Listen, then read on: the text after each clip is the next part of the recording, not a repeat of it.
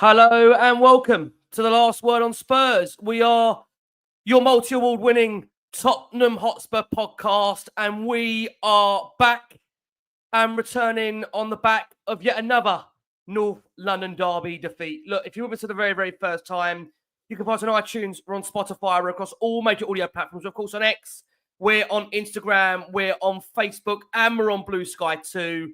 I'm joined by a top-tier panel to have to dissect and try and pick the bones out of, as I mentioned at the top of this show, another defeat to Arsenal, another defeat for Spurs in a North London derby under Ange Postecoglou. Look, just bringing in my wonderful panellists that are going to try and give you some therapy, some guidance in these next hour and a bit. I'm joined by Richard Cracknell twice in a week. Compare events host, I'm blessed. Joining him, Patrick Tyrant. Oh, Patty. Chatting normally. I'm sure he'll be chatting through this one. We're going to need that definitely to see us through in this show. The wonderful Patty Tyrant returns. And listen, a man that many of us, all of us out there have been concerned about and worried about, and so lovely to see his face back on our screens. The actor, TJ Ramini, returns. Look, we know we've got a massive game to have to review here, but I know, TJ, just to come over to you first, you may have been worried about you personally, how you are out there in the States. I know, listen, bless you, you're not one to mope about or moan or cry. You're just a typical Spurs fan. You just get on with it. How are you first, mate? Lovely to have you back on it before we do get into this game.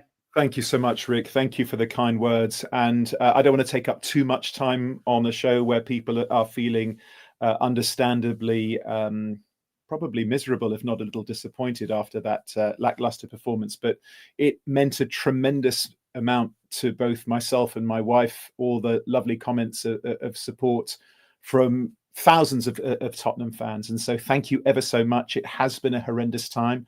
But again, to your point, Rick, I'm sitting here in my home. It's still standing. So many people that I know, thousands of people across the city have lost everything, their homes and every possession they have ever owned, gone. So enormous appreciation. Thank you ever so much to the Spurs community, to everybody on Last Word on Spurs. So much kindness, so much support. But I am absolutely fine. So my thanks. Now let's talk about this team that we are unfortunately here to discuss. Yep. I must say at the top of the show, look, I do say this on feels like a regular basis now, that we want to make the shows as watchable and as listenable as possible, and certainly don't want to alienate any parts of the Spurs fan base. But I mean, again, out there, I'd like to think as a show over the last 7-8 years, we've been a show that will always try and tell it as it is, to be real with you, and, you know, try and offer at the same time some guidance as to how we're going to find our way forward. But Cracks, I do need to open up the show with you, if you don't mind. I always seem to turn to you first. Please accept my apologies for that. Look, it finishes in another North London derby. Arsenal 2, Tottenham 1. A big win for Arsenal, which cuts the gap to Liverpool to 4 points. Spurs, they huffed and they puffed in the second half, but never really quite looked like scoring. For Tottenham now, just to be very, very clear in what that means for our season at the moment, we are 13th in the Premier League table. We are 1 point from the last 5 Premier League games. We are 1 win in the last 9. We are 14 points away from the current top 4. 11 losses in the 21 league games so far. The joint most ever at stage of Spurs' season in the Premier League. We've now lost more games at this stage in a Premier League season than ever before. We are now closer to the relegation zone than the European places. In terms of that performance and display for me, I'd say it was embarrassing, spineless, and I'd use the word unacceptable from a player's perspective of what I saw out there. Bar Archie Gray, Lucas Bergvall, Jed Spence. Look, the rest of you, hang your head in shame. It's a North London derby. It's the biggest game of the season for Tottenham fans that look at this on the calendar along with the home game. Simply not good enough. What was your takeaway, Cracks, on that game itself? Oh, blimey, Rick. Yeah, we're in a bad spot, aren't we? So evening, everybody, and lovely words about TJ. And TJ, great to see you looking well, my man. So back to the football. I don't know. It's just a combination of so many things, Rick. Look, I can only talk about tonight until we open up, until the wider issues going on. And I don't think Ange got too much wrong tonight with his selection and his setup and his substitutions at half time, where he made some changes to try and get back into that. Tonight, it was men versus boys, really. It wasn't tactics. It wasn't Ange. It was simply down to the personnel that we've got. If you buy a Basuma, you get a Basuma. If you buy a Rice, you get a Rice. It's as simple as that. We just looked outclassed. And this club is making fortunes, absolute fortunes, week in, week out. We've got to be buying those same types of players. We got to have a board that wants to win. You could see it tonight with Arsenal's players. You could just see it in the fan base, in the club. They wanted that tonight. They absolutely wanted that win. They've had 2 big kicks up the bollocks in the last couple of weeks with Newcastle and Man United. Now, a club with a terrible mentality would have just shrunk even further. But their whole mentality of their club was like, we're not having that. We've got to come back from this. And come back from it, they did. They absolutely wanted that tonight because the whole club, from boardroom down to players and down to fans even, all went, right, come on, we'll have it tonight. We've got the players. This is the mentality of this club. They almost said, we're Arsenal. Now, I want Tottenham to get to a point where the chairman and the fans and the players and everybody are going, fuck you, we're Tottenham. Have that. Have that. And buy those players that can give you of that. But at the moment, we've not got them. We haven't got them. There was so many performances tonight, Rick, that was just miles off of it. Miles off of it. Like, we've sort of, on the show I've been on pretty regularly lately, we've danced around Son a bit and, oh, Son, this, that, and that. Rick, he's a miles off of it. He's absolutely miles off of it at the moment. And, like, he's just not captain material. He's not even first team material at the moment. Now, I don't know whether that's down to him, whether he's just burnt out, or whether something, whatever it is, his age, whatever it is. But this club should be making a football decision on Son and saying, we like, Sonny, you're miles off it at the moment. We can't play you. But like, whoever it is that's coming in behind him, there should be players behind him wanting his spot and not playing him. But it just seems like he's being played at the moment because he just sells so many shirts and puts so many bums on seats and just raises so much revenue for the club. But until such times as those football decisions are made and not business decisions, which is what it seems like with Son, no chance. We've got absolutely no chance. He's miles off of it. Basuma's miles off of it. Kulu looked all right tonight, but couldn't get no service. Ditto with Solanke. The only people coming out of tonight with any sort of credit for me would be Bergvall and Gray, 2 18-year-old kids that absolutely looked like they wanted it tonight. So, but then they'll get to a point where they'll look round at the club because they're 18 years old. Like, as I said to you before, Rick, I've got shoes older than them, but they'll get to a point where they'll get to a maturity and an age and they'll look round and they'll go, is this what I want for my career? Because this club just doesn't seem to want to progress. They're not matching my ambitions, which is what happened with Kane. And before him, that happened with Berbatov, and it happened with Carrick, and. Yep. It just goes on and on and on. This club's got to get serious about the football side of things. Until that happens, this is who we are. This is where we're going to be. So we were miles off of it tonight, miles off of it. And everything that goes on in the club, the mentality of the club, feeds into the mentality of the players. Miles off of it, Rick. Miles off of it. I know TJ's keen to come back in. I just need to bring Pat in. We've been going for over 15 minutes here. I've just got to bring Pat in, and we will go to TJ, I promise you. Pat, look, I'm going to come to you now. I'm going to go back to TJ.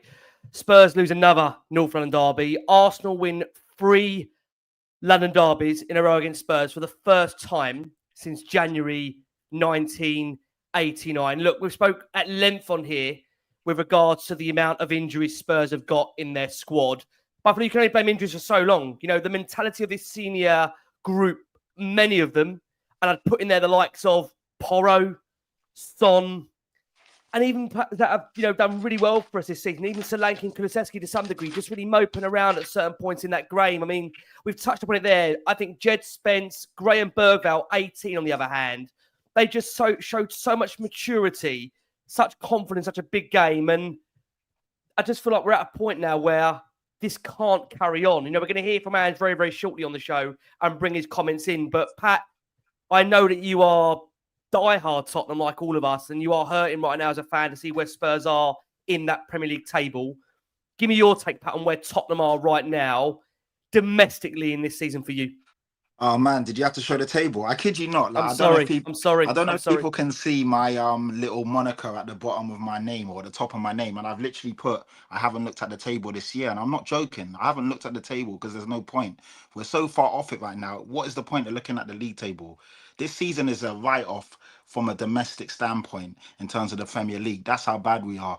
And I see a lot of people losing their... You know what? It's so funny because every North London derby, I'm usually nervous. I hate it. It's the worst game of the season, no matter where we are, no matter where they are.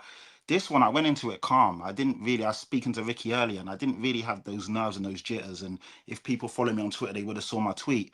And I was just hoping maybe because everyone's writing us off so badly, and everyone was saying it was an Arsenal win, hopefully we could upset the football gods and throw the cat amongst the pigeons. But realistically, it went to plan, didn't it? It went to script in the terms of, yes, we scored a goal against the run of play.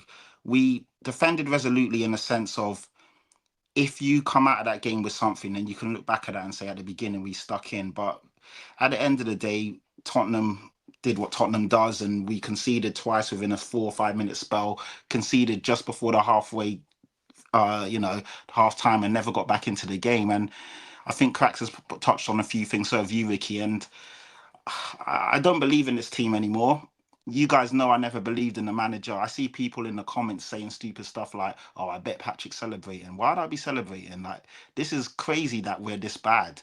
But it's nothing that I didn't expect. So for me, I think I'm so far down this line of not expecting anything because the manager's not good enough. And I said this from day one, and I got abuse and all of that shit.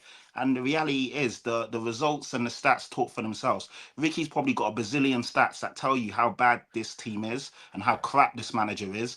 And people still want to attack me and attack people that can actually see and have their own train of thought and their own mind and can see things for what they are. Of course, I want Tottenham to do well. Of course, I want us to do something. But the reality is we're crap. And the reality is every manager can get a tune out of this team, and everyone knows how we're going to play, and everyone, this and that. And when fans talk on it, they're called whiners and moaning. But come on, man, just take a look at the table, take a look at the results. And yeah, we're every time I hear a new stat, it shows how bad we are. What is it? 5 points out of the last 27 or something crazy like that? We're going to come on to those stats in general, but I just think when you're looking at it at the moment, just to be very, very clear, 1 point from 5 Premier League games, 1 win in the last 9, 14 points away from the current top 4, 11 losses in the 21 league games so far, our joint most ever worst at this stage of a Premier League season. We've lost more games at this stage than any other domestic season we've had in the Premier League. We're now closer to the relegation zone than European spots. If I have to say this, and again, I know there's a lot of people out there that are willing to give Ange Postecoglou time and patience and a rebuild, but if certain fans out there cannot understand or realise why certain Spurs fans are frustrated, come on right now. You know, we all absolutely adore and love the football club. This is why we come and do the shows. This is why we give up so much of our time away from family and friends and everything like that. And we put so much into this show because we love the club. We love their interaction. We love talking to people. We love how much people love the show. But I have to say, look, whether you love the manager, whether you don't love the manager, unfortunately, stats are facts. And stats don't have feelings. Stats are just there to give you the actual guidance as to where we are right now. And I just want to make it very, very clear.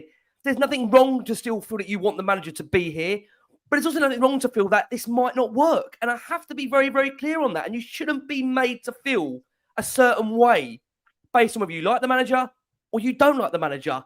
And the reality is right now, Tottenham, in terms of our Premier League form, it is not good enough. It is embarrassing. You know, I think I say at times on here that as a Spurs fan, and look, I don't want to make the show about me or, you know, about the show is all about the viewers and the listeners, right? We want to try and make it about you wonderful people out there and how you feel about Tottenham. But this is not good enough for a Tottenham side that have got the players that we've got in here. And yes, there are players that are coming towards the end. They're on the decline. Yes, there's a lot of young players here. But at the end of the day, I'm telling you, for the group of players that we have got at this football club, Tottenham Hotspur should not be 12th, 13th, and could be 14th by the end of the weekend. We should not be. Please don't forget that. We are Tottenham Hotspur Football Club. We are still a big club. There'll be Arsenal fans telling you that Tottenham aren't a big club. You know, Tottenham are this, Tottenham are that. Tottenham are a big, big football club. They are a big football club. Don't let anybody tell you otherwise. Tottenham should not be where we are in the Premier League. It is not good enough. It is not acceptable. And don't let anybody tell you otherwise because it's not good enough. It simply is not good enough. Pat, did you want to carry on there for a second? Yeah, Rick, I just wanted sorry, to say, can I just jump in there? I'm angry because the biggest game last season. Yeah, no, it is. It absolutely is. But there is people out there that will turn around to likes of yourself, Rick, me, and Pat, and go, "Oh, ha ha ha! I bet you're so pleased he's fouled because you talked about him fouling." Which is just it's not about that. We want Tottenham to be the best Tottenham they can be. Exactly that. You cannot believe how wrong you are. Can I just say this point? I'd love nothing more than to come on this show and say, "Oh, listen, everybody, I'm so sorry. I got it really wrong about Ange, and I got it really wrong about who we are and what we are. He has absolutely delivered, and what a fucking idiot I look for not backing him. I can't wait for that show to happen because if he succeeds, Tottenham succeeds. And we're all happy. As simple as that. And that is what I want. And that's what Patrick wants. And that's what you want, Rick. We all want that. I'd love that show. I'd love to come on here like wearing a horsehair shirt and whipping myself with like ash branches. I'd love that. I would absolutely. I'd pay you good money to do that. Yeah. It's kind of make me sound a bit kinky now, but you know where I'm coming from. I would absolutely love to come on here. Absolutely, like, you know, being walked through the streets with somebody ringing a bell in front of me, going, "Shame, shame! You got it wrong about Ange. Shame." I'd love that. Correct. So I'm going to say, look, we're going to bring it on shortly to where we are under Ange. But TJ, I just want to get your thoughts on the game, and Pat, I'll come back to you. That's all right. I mean, look, there's a lot to say on this show. TJ, let me bring you in. I will make that point. For me, look, many of us suggesting that I'm angry. I am angry. Let me be very, very clear. I have said for a very, very long time, consistently on this show, and in which Jason McGovern, who I do love a lot, seems to insinuate he thinks I'm a bit of a flip-flop. Look, I've said for a very, very long time on this show, just to be honest, frank as to where I am, the Cup's are everything to me. But I have to say to you that the derail of our domestic form has grated on me massively, massively this season. And listen, I'm going to be honest with all the viewers and listeners out there. I'm at a point where, can I be honest with you? I'm actually not sure it will make me happy anymore. I just know that as much as I love the football club, as much as I love watching and doing Last Word on Spurs with you amazing people out there, I'm just at a point where I am so frustrated and angry and just feeling so disconnected about what this football club is doing. I have got very little patience for the ownership right now, if nothing at all. I look at the manager at certain times where I get utterly frustrated because I've wanted it to work. I've really, really bought in and tried to feel that we can maybe get this to work. But I just worry that when you're looking at the amount of data that sways to the negatives of where we are right now, it is very, very hard. And I will make that point just to be very, very clear. There's a couple of silver linings in there which you have to take away. Archie Gray, Lucas Bergvall, they're 18 years old. Those two boys, please, hold your heads up high. You've got nothing at all to feel disappointed about or angry about. And Jed Spence. Thank you, Pat. Thank you, Pat. Flowers. He was fantastic. I'm talking about in their own performance, performances. Forget the result, but in their own performances, these boys have got nothing to be ashamed about. But, you know, I want to see the experienced players showing the way. It's a North London derby. It's against Arsenal. It is the biggest game of our season, bar the reverse fixture and bar what we've got to come the next month with the cups. And God, don't get me started where we are with them at the moment. But CJ, take me away. Just please start talking before and stop me from talking. What did you make of that game itself? I mean, listen, man, I completely understand, brother. It's really hard to see, actually. You know, we all care about each other, right? I think that's one of the most special things about this show that you've created, Rick, is that not only is it always authentic and always sincere, and whether people agree or whether people don't agree, we're always respectful and mindful of each other. We have great compassion and understanding for each other, as we do for our fans and for those that watch and listen and follow you so ardently. It's really hard to attempt to even dissect a performance like that. We've said it time and time again that the only thing that we ever really expect from our players, and I've actually said we demand it of our players, is 100% effort and application. And when that is not on display across all of the players on the pitch, if you put on a Tottenham Hotspur football jersey and like run out on, you know, I mean, what more do you want? I mean, you've made it. You know, you're playing at one of the biggest teams in the world in the most watched. It's not only the most watched league in the world. Like I've said this on this show before, football is the most popular thing human beings have ever created. And I'm including all the religions in that. Not to disrespect people's religions, however you want to believe. Whatever you believe in, more people follow football than any religion in the world. And so if that's not enough for you to be motivated, if that doesn't really stir passion in you to run out onto that field and say, I will give absolutely every single fiber of my being from the first whistle until the last, or until I get yanked off or substituted or whatever it is.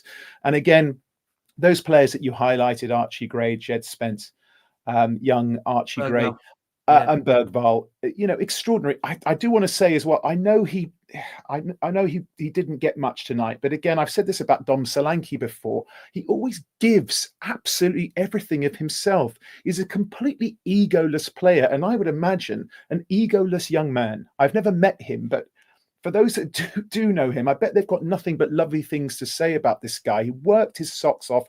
He got no service. He had an opportunity at the end with Porro. Put in a decent cross, man. Don't float something to the back post and expect this guy to pull off a Gareth Bale playing for Madrid in the final of the Champions League and, you know, put that into the back of his net. Decision making was so poor tonight. And again, that comes down to individual errors. I've said before in the show, I have wanted to love Yves Bissouma, man. I've really wanted to love that guy. I wanted him and Sarr to have like a really beautiful, like African connection in the middle of that park. Here are these two young men that have, you know, come from an incredibly demanding system, and here they are at this great club in the Premier League, and to come together and to form some sort of marvelous duo, and it just isn't happening, man. And I'm looking at this guy, and I'm like, I want to love you, mate. And he's hurt us so badly so many times this season. Not to assign all the blame on this young man's shoulders. The players, TJ, that come in there. The players have to take the responsibility when it's a North London derby. When, can I be honest with you, I'll let you come back on this. When these players and the manager at times have given us a season they've given us domestically, just be very, very clear, it is on the players in a North London derby after what we've been put through since the start of the season or the second half of last season through this period, give us something. Give us something to believe in, something to hold on to, something to cling on to. You know, a lot of us right now we can't bear looking at the league table. We Allow me to offer you something, Rick. Allow me to offer you something before you move on to one of these other esteemed gentlemen. And again, to these thousands of people that are watching and listening, allow me to offer you this. We've already talked about Lucas Bergvall or Bergvall, or however we want to say his name, and Archie Gray. Let me offer you this. Archie Gray is a central midfielder. Lucas Bergvall is a central midfielder. So when we get our players back, and I'm not leaning into the whole injury thing and that's being the excuse for everything, although it is seismic, I am saying when those players come back, do we have a central midfield partnership of Archie Gray and Lucas Bergvall? Because those players look very exciting to me. I'm not saying they're the finished article, they're 18 years old, but the future with them looks bright. So if we're looking for a silver lining that I can offer to you, Brother Rick, that I can offer to these other wonderful gentlemen, that I can offer to the ladies and gentlemen of the viewing and listening, that to me looks like something that I can get behind and believe in. Yeah, I mean, look, it's really hard right now. I have to be honest with you. You know, we all know how difficult London derby defeats are, and just to be very, very clear that when it is a stone's throw away from you, like it is for Pat Blessed down the road, it is tough. And listen, I made that point. We all adore, we love the football club. We want to be behind the club. We want to feel that we can see a light at the end of a tunnel. Yes, we are still very much firmly in all the cup competitions as things stands at the moment, but we're also 8 points off the relegation zone. And that is why we've got the questions that we've got. Look, what we are going to do, we are going to turn our attention next to where we are with regards to Ange Postecoglou. So we are going to go for our first break of the show. For our listeners that are on audio, look, we have got over 6,000 of you that are in here that are watching the show live. Can I just say a massive, massive thank you for all your incredible support for the show. I don't say this enough, and I will just mention this. Look, we encourage you to please subscribe and to like the show. We want to try and get the show out to a wider Spurs audience as possible. So we're going to ask you right now, if you can, like the show, to subscribe if you haven't already. That'll be much appreciated. I'm joined by actor TJ Ramini. I'm joined by events host Compère Richard Cracknell. I'm joined by Patrick Tyrant on this panel. And look, Ange Postecoglou has been speaking to Match of the Day after the game, in which he said, yeah, we could have got something, but that's kind of irrelevant to the point. We are nowhere near the levels that we need to be at. In the first half, we were way too passive and we let Arsenal get into rhythm. We hung in there. Really, we hung in there throughout the game, really. But second half was a bit better, but nowhere near the level we needed to be. In terms of the half-time, we needed something. The fact that we went out in the first half in such a big game and we were so passive, it was unacceptable and we paid the price for it. He discussed the opening goal and said, when we play well and take the game to teams, we are our best, and we didn't do that. And it just brings us on to that point now, Pat, that I make this, again, very, very clear, that what worries me, Pat, is that we are now, we're 15, 16 months into this project under Ange Postecoglou. We've got a massive division across the Spurs fan base, as whether some are very much still believing in the man and feel that if he's given the time, the money, the players, when he gets players back as well internally, this is going to turn around. You've got some of the fans that look at the statistics of where we are and just feel this isn't going to improve. And I am just going to bring those statistics into this show, and you can let me know, Pat, where you are. So look, for many out there that are becoming increasingly difficult to defend Ange, and again, we'll make that point. We've got a multitude of injuries. We've got 3 out of the present back 4 that maybe you'd argue would be there as well. We've got 11 defeats in the Premier League. That simply isn't good enough. West Ham are now 2 points above Tottenham in the Premier League. There was no shot on target after we scored in that game. We've had the most defeats after 21 matches in Premier League history to date. And then we make that point. Look, we have lost 11 games this season. We didn't lose 11 games in the Premier League until April of last season. It is 3 wins from the last 14 games.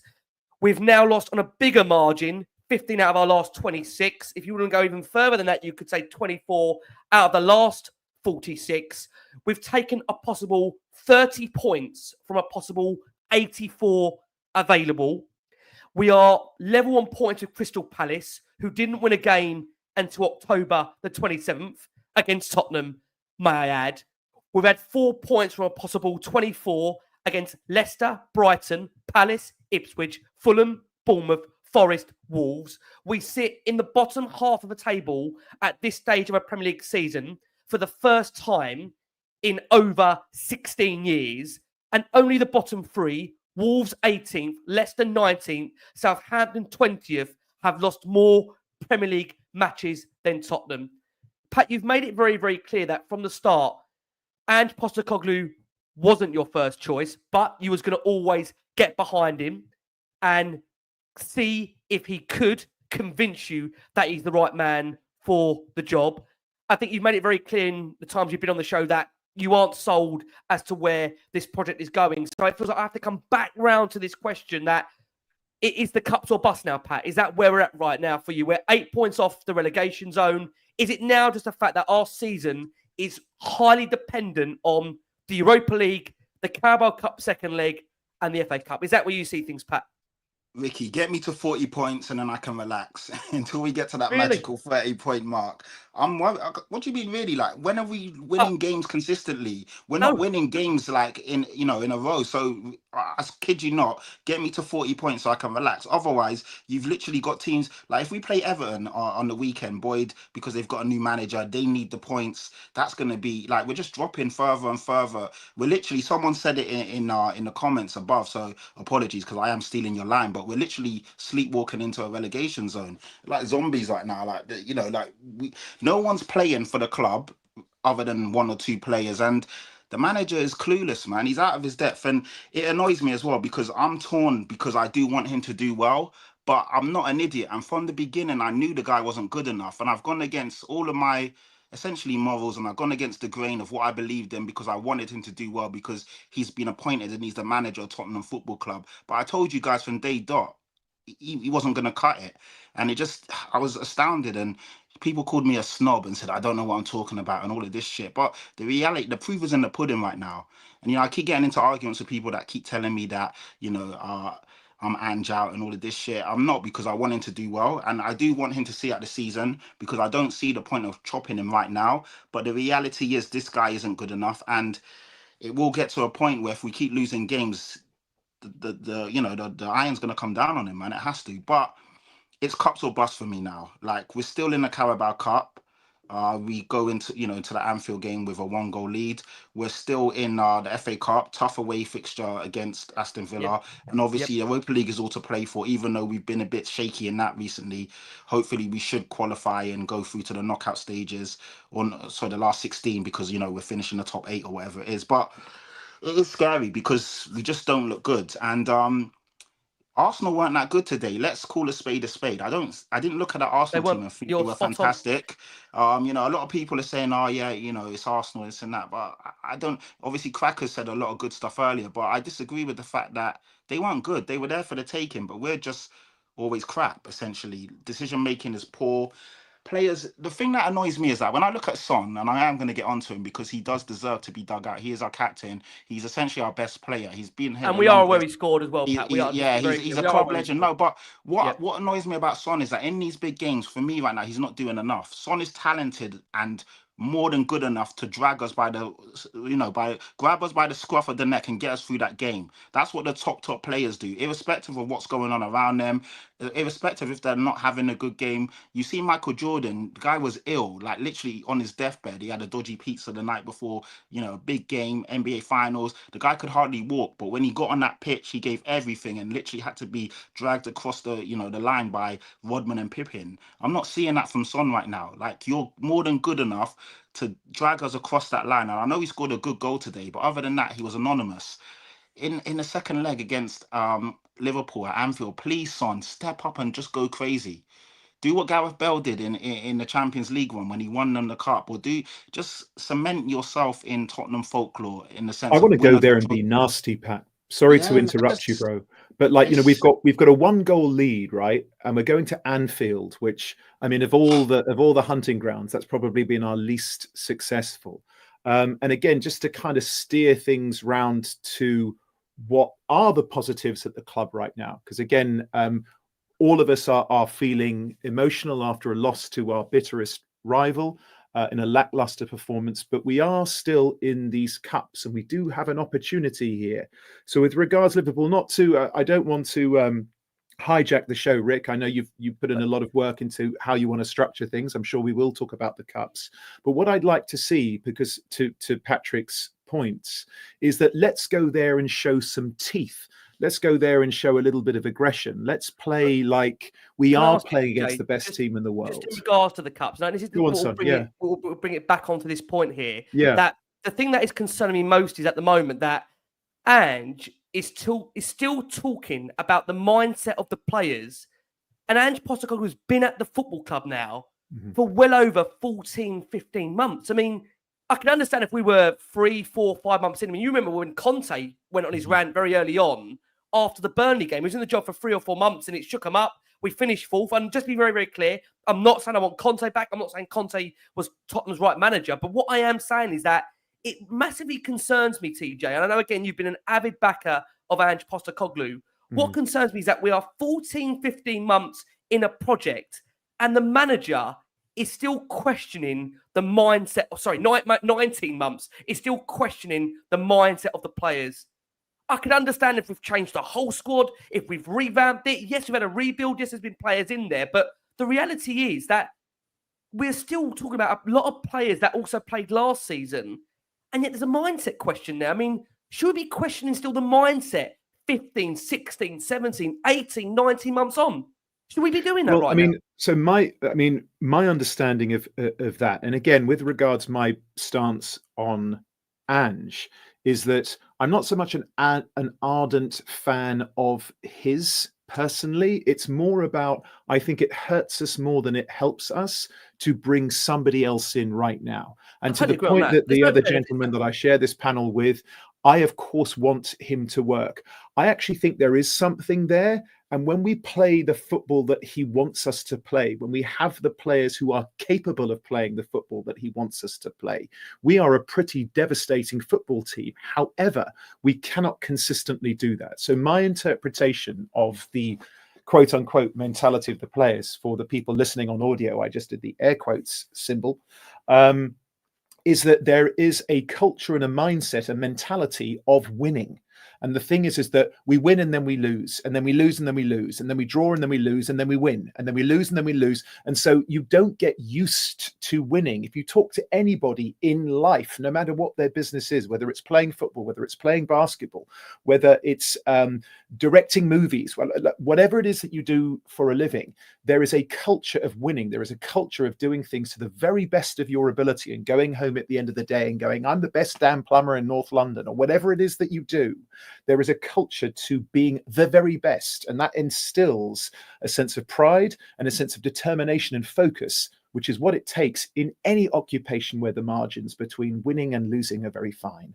And that is something that we haven't had for years. This idea, to Cracker's point, that we are Tottenham Hotspur, and when we come to your club, fear us, and when you come to our club, we will give you nothing. If you beat us, you'll have to beat us into the ground, because we will never capitulate. And that is something that I don't see in this current crop of players. And it is up to the manager to instill that. And so hopefully we can find that for the 1 or 2 games that we have to win in these cups, and bring some silverware to a fan base that has been starved of anything to celebrate in just too long.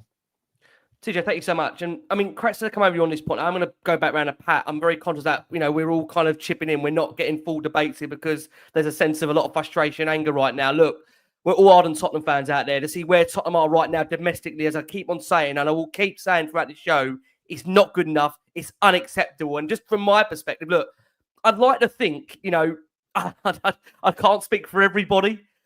I'd like to think normally I'm quite good at gauging fan mood.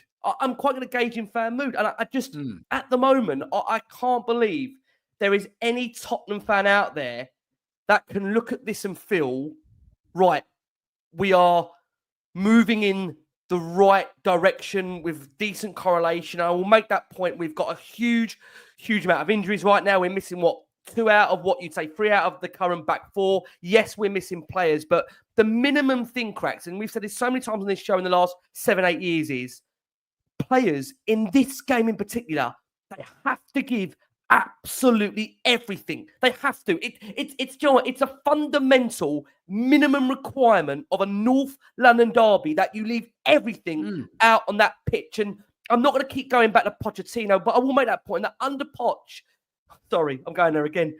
You know, it just felt on those games under Maurizio in the London derbies against Arsenal, I think bar 1 or 2, the players left everything out on that pitch. They just seem to get it. They just seem to get it. And I look at Tottenham right now, just in my opinion, that we sat here a week or so ago, Cracks, and we said the players are clearly playing for the manager. We said that after the Newcastle game, if you remember, they're fighting for him. We said that after the Liverpool game, they're fighting for him. This is a North London derby. I know it's not the equivalent of a cup tie or a knockout game. This is the biggest game in a lot of Tottenham fan season, and they get a display like that.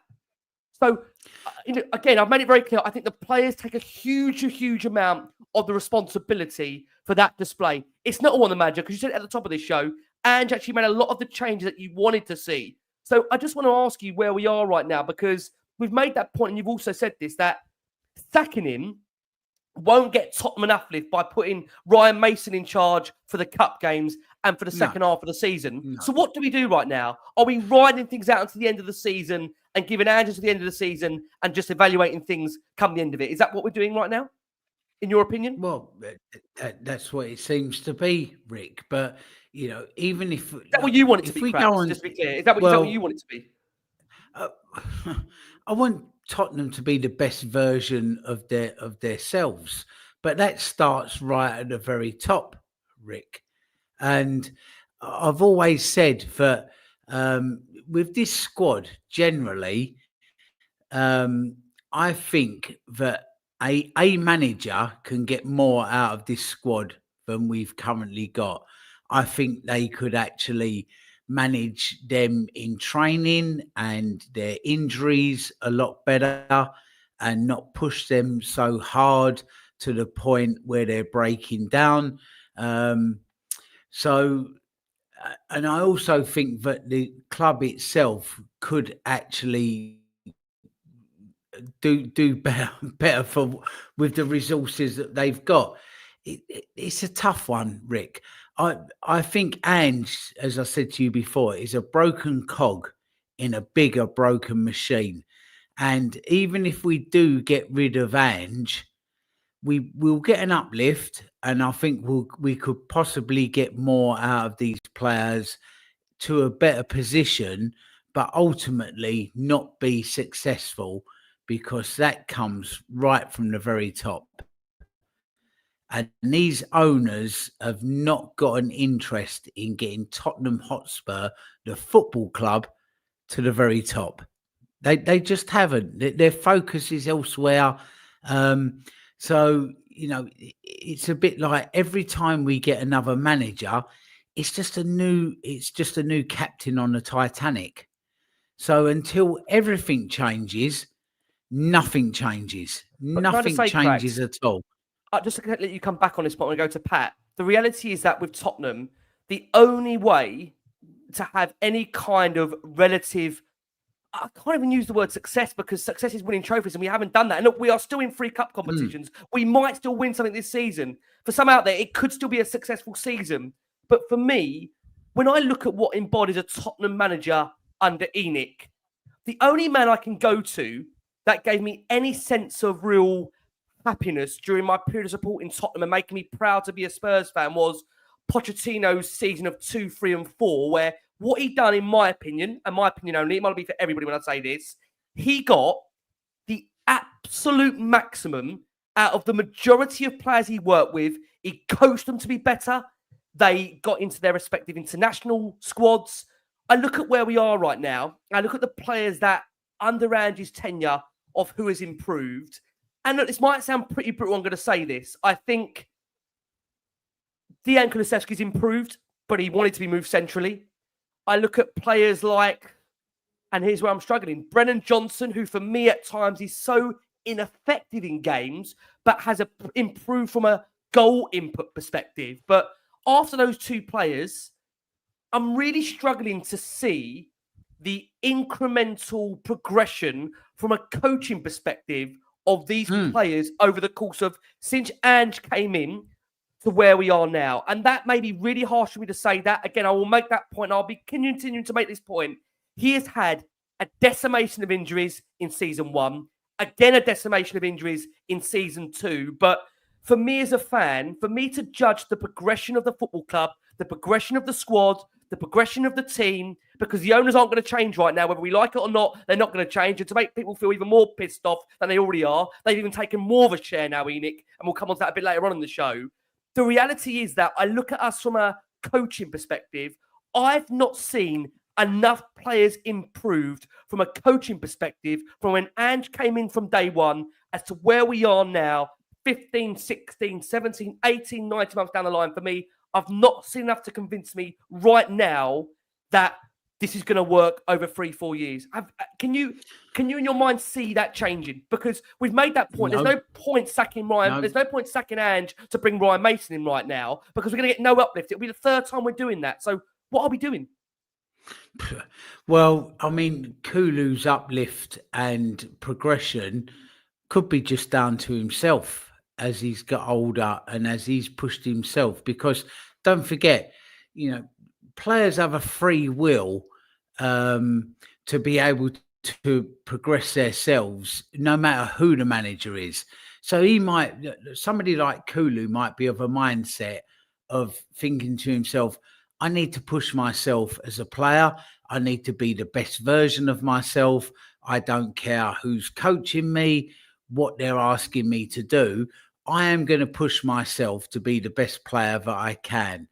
I've seen nobody in this 18 months from the current squad come out and talk about how much they enjoy playing under Ange Postecoglou. Nobody. I think at some stage somebody would have broke cover and said in the press or in an interview with a magazine or on the net how much they're enjoying their football under Postecoglou and how much him and his coaches are helping them develop to become the best versions of themselves. No one. Yeah, I remember a few players under Poch and even under Harry was saying like how much they was enjoying being at Spurs and under Pochettino and under Harry and how much these things, sometimes I'll do some nights with Michael Dawson and he'll say that under One Day Ramos, how miserable he was. This is something he talks about publicly, so I can share it on here. It was a miserable regime. And then Harry came in and Harry just gave him some belief and went and said to him, Dawes, you're a great player. Go out there, go and do what you do. Go and be you. Like, I don't want you to just be you, just play. You're a good footballer. I want you to be the best version of yourself. And you could see him talking about One Day Ramos. Yeah, but on this point, and his eyes glazed over. And when you speak to him about Harry, he just lights up. I love playing for him. I wanted to run through walls for him. But nobody in this squad's talking about that with Ange. But coming back to this point you're making here, do you still feel when you're watching Tottenham, they retain the belief under Ange? Because we are in those cup competitions and we've all made it very clear. I'm going to come around and pat in a second, Pat. I'm coming to you in a second. That I think the general consensus is that putting Ryan Mason in now for a third time, we're going to see no uplift in that because we've done it twice already. We're going to see no uplift in that. We've got 3 cup competitions. So the reality is for those out there want like the likes of Iriola or Thomas Frank or, any other manager out there, Tottenham have made it, we're 15 days into a transfer window. We've brought in a goalkeeper, an alternative goalkeeper. Where's the backing for Ange Postecoglou of the squad? Rick. If Ange, this is why if Ange Postecoglou is the manager that the board want and they are firmly behind him, why have we got to midpoint of the transfer window and we've brought in just a goalkeeper where it's clearly evident we are, severely hamstrung by defenders, pardon the pun. We need probably ideally another forward. We need a midfielder. We are lacking in several areas of the squad. The manager hasn't been supported. In my opinion, he hasn't been supported because the board are clearly unsure on him. So just to answer this question, Cracks, before I bring around a Pat, do you still feel, Cracks, for you, that the players retain the faith in Ange Postecoglou for the second half of this season? Well, I mean, listen, the club, if they back Ange, then now you bollocks to the mast and back him. Okay, if he fails, so be it. But then you can turn around and go, he failed, but fair play to the club. They backed him because they gave him the players that he wanted. They gave him the money that he wanted to go and buy those players. So either shit or get off the pot. Like go balls in with him. Or don't, or get rid of him. It's as simple as that, Rick. But with respect to the cups, and I'd absolutely love to win a cup, cups tell you nothing. Cups tell you absolutely nothing because Wigan won the FA Cup and got relegated the same year. So they tell you nothing about where you are as a club. Your league position tells you everything, 100% where you are, what you are as a club, because that's a 30-odd game competition. And if you're sitting 5 points above the relegation zone, 6 points above the relegation zone, in 13, eight currently off it. Eight currently off it. Eight, sorry. 8 points off of it. Not that I'm trying to make it even better, but trying to give us something. You're not doing well. You're not doing well. Cups tell you nothing because you can shit arse your way through games and get look at Man U. They won the cup last year. They shouldn't have even been in the cup final. They shit arsed the game against Coventry, got through to the game against Man City. They had a puncher's chance and they took it. But just to be clear, we are saying, Cracks, in your opinion, just to be clear, we're going to give this to the end of the season and ride it out to then. Is that what you're feeling? Yeah. No.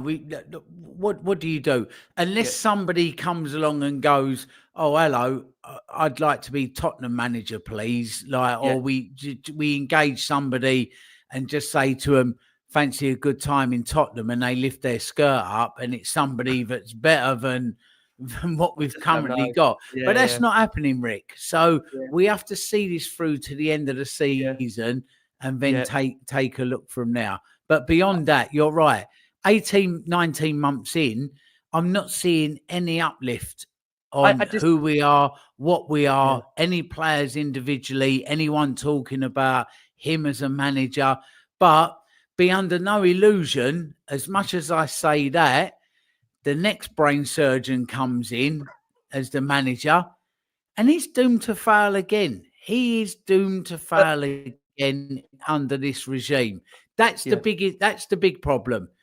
You'll always going to be, and you'll always end up being a broken cog in a bigger broken machine until they change their ways or go.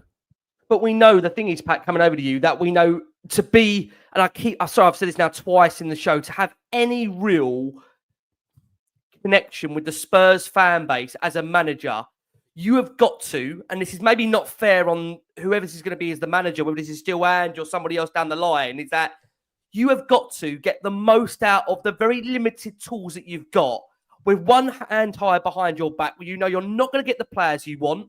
You are not going to be probably able to plan ahead in the future because its ownership don't allow you to. So where we are right now, I mean, we're all making this point, it feels, and I'll just get TJ to qualify this before we do look to move on, that, Pat, are you the same right now, that there's no uplift in sacking Ange Postecoglou and bringing in Ryan Mason right now, given the fact that when we've done this the two previous occasions, there has been no uplift, and it is the same voice with the same coaches around him? For me, can I just be very, very clear that if we're going to change, everything needs to change. The whole coaching staff will need to change. That's just my opinion. You can't displace Ange Postecoglou and put somebody else in there and just retain the same coaching staff. It's the same voices. It's the same people. It's the same group that have been responsible for overseeing this run of form that is not acceptable domestically for Tottenham. And granted, again, I'll make this point. I know we've got injuries. But this is not good enough, Pat. Please close on this point for you as to what we should do right now where we are. This is why I was so annoyed when we brought him in, because I knew I'd have to back him and I knew we'd have to get behind him. And obviously I knew he wasn't good enough. But realistically, when a manager comes in, the fan base and the board need to get behind him. Otherwise, it's toxic and negative and will never work from the offset. And realistically, there's no point sacking him right now in the middle of the season, unless there's a world-class manager that really wants to come in and is bought into the project and is going to come in and give us all to make Tottenham better. i.e. Zidane, Xavi, someone of that ilk that can come in right now, take us and guide us, and that's not going to happen, is it? So we have to see the season out and see, I kind of get what Cracks was saying, but I disagree about the cups thing. I think cups do show us something and tell us something. Cups show that this team or any squad has a winning mentality and they can get across the line in do or die situations. When it's go hard or go home, and you have to win or you're out, a cup shows that those players had that mentality. And this is what I was saying about Son, and I wasn't digging him out. I'm saying he's our captain. You've been along enough, you're talented enough. In these big games, step up for that 90 minutes, get us across the line, and then relax. And that's what a cup does. It shows that this group of players have what it takes to win something and then ideally push on as a club. So hopefully we can win one of the cups. We are still in there. But the reality is, if we're just being honest as fans and as individuals and as human beings, the way we're playing, can we win those games when push comes to shove, when at the end of the day in every game since, we're just shit? Every time we need to put a performance in, we don't. So what's going to change in the cup competition when push comes to shove? So that's my concern. But you have to allow Ange to see the season out. Otherwise, there's going to be too many questions in the long run. Oh, we should have just let it see. We should have done, shoulda, woulda, couldas. Let's see what happens. And just talk the talk. Second year in, I win and all of this stuff. So let's see it. I don't see it myself, but let's allow him to see out the season. Once he's appointed, we had to, realistically, we knew we were going to be in this position, realistically. So it is a shame. It is a shame. But if things, I don't know, man. We are absolutely crap, if I'm being honest. But Pat, you're in your mindset still, just to be very, very clear. Just to now your colours to the mask here, you will say at the moment, you have to give Ange Postecoglou to the end of the season and ride this out. Yeah, because I just don't understand who we bring in if we bring someone in right now. Yeah, that's and I problem. think the key on this, Pat, and the reason why I know there's many people suggest, well, why can't Tottenham bring somebody in? And that's all throwing around to TJ, who closes on this subject. We do have to move on. The point that I want to make on this, TJ, to bring you back in here, and again, there's different views across the panel here, that Tottenham, in my opinion, are not going to pay the compensation to bring a manager into the football club right now. We're sitting here 15 days into a window. They won't give the current manager what he needs to go and back the squad. So they're not going to bring somebody else in with compensation and then go again. And I think what's been very, very telling for me is that everybody knows out there we've got injuries. Everybody knows out there we've got players that are missing. And what's very telling is that we are, as we are right now, middle of the window. Spurs haven't really done much to support a manager who's made it clear since the window actually opened. Before that, he needs help. He needs bodies. He needs help for Dominic Solanke. And here we are midway through a window and we haven't done that, which I think tells you everything really in terms of what Tottenham are as a football club. And we might be a couple of players in latter down the line, but I just don't see Tottenham paying the compensation to get a manager out to bring somebody in. And I just feel where we are right now, as I mentioned it again, I don't think we'll get any uplift in sacking Ange right now and putting Ryan Mason in charge to the end of the season. I mean, TJ, where are you in regards to this manager? If I have to nail your colours to the mask. Yeah, no problem at all. And I'm more than happy to die on this hill because I've been saying it for months. I personally don't think it helps us to sack the manager for all the points that the other panelists have raised. Ricky, Mr. Magoo can see that this board has no ambition. Everybody can see that. Again, I've said it on this show before. I'm sure many other panelists have said it. Millions of Tottenham fans all around the world have said it. Why are we the only club of all the big six clubs that doesn't buy players from other big six clubs? I've said that for ages. So look at the Arsenal team today. How many of those players came from City and from Chelsea and from Liverpool and from United? And like, we never buy those players. And it's not only because we don't pay the fees, we also just don't pay the wages.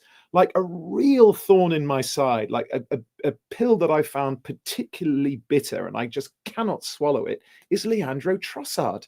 He was right there. He was right there. He was wanted to come to the club. His agent was happy with him coming to the club.